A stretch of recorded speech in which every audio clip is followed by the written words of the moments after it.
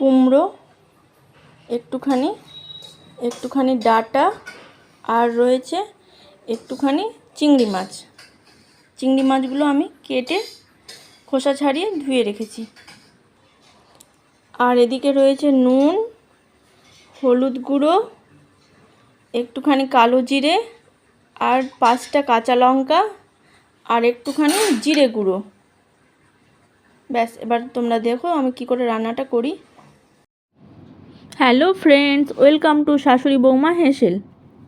এরপর আমি কড়াইটি গ্যাসের মধ্যে বসিয়ে দিয়েছি এবং এতে কিছু সর্ষের তেলও দিয়ে দিলাম। এই রান্নায় আমি সর্ষের তেল ইউজ করছি। এরপর কুমড়োগুলো ছেড়ে দেব। কুমড়োগুলো লাল করে একটু ভেজে নেব, দিয়ে তারপর বাটিতে তুলে রাখবো।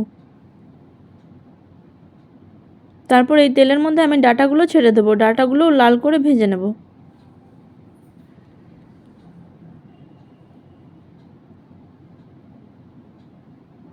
ডাঁটাগুলো এখানে আমার ভাজা হয়ে গেছে, বাটিতে আমি তুলে রেখেছি। এরপর তেলের মধ্যে চিংড়ি মাছগুলো ছেড়ে দেব। চিংড়ি মাছগুলো আমি নুন হলুদ দিয়ে মাখিয়ে রেখেছিলাম। চিংড়ি মাছগুলো মিনিট 2 ভেজে নেব, কারণ বেশি ভাজলে চিংড়ি মাছ শক্ত হয়ে যায়। তার জন্য আমি হালকাভাবে চিংড়ি মাছগুলো ভাজবো এবং বাটির মধ্যে তুলে রাখবো। এরপর তেলের মধ্যে আমি কালো জিরে আর কাঁচা লঙ্কা ফোড়ন দেব, দিয়ে ভাজা কুমড়ো এবং ডাঁটাগুলো এর মধ্যে ছেড়ে দেব। দিয়ে এগুলো একটু ভাজা ভাজা করে নেব।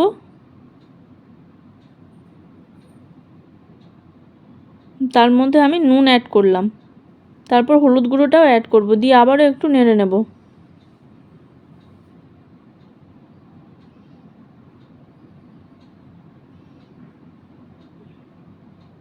এরপর আমি এতে জল দিয়ে দেব।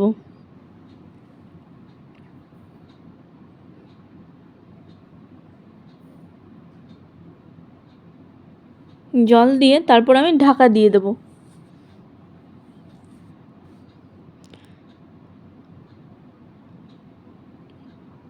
ঢাকনা তুলে তার মধ্যে আমি চিংড়ি মাছগুলো অ্যাড করব।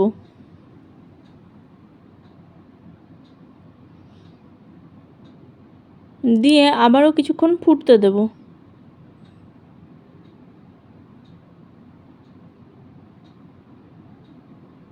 এরপর জিরে গুঁড়োটা অ্যাড করব।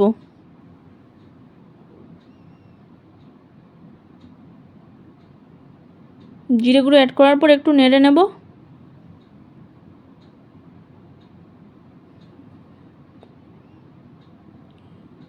দেখো আমার তরকারিটা ফুটছে।